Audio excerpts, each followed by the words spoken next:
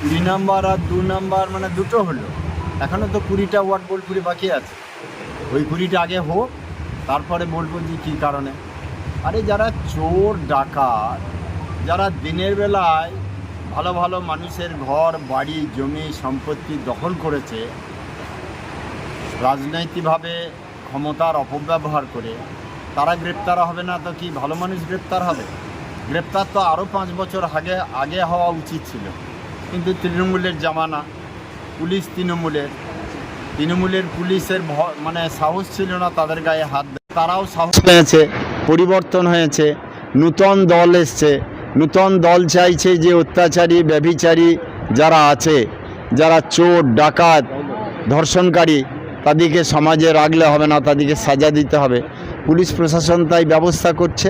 অতএব আমি মনে করি আরও 20টি যেদিন হবে সেদিন এই বোলপুরের সম্পূর্ণ হবে।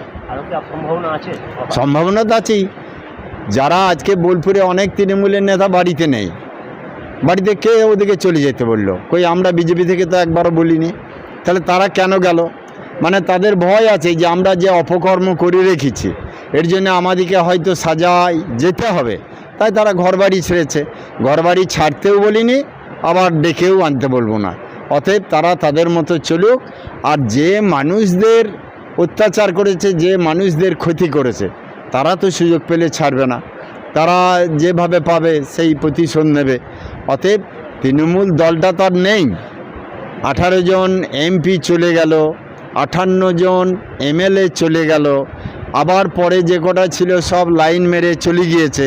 তাহলে তৃণমূলের আছে কি? আর তৃণমূল নামটা না বললেই ভালো।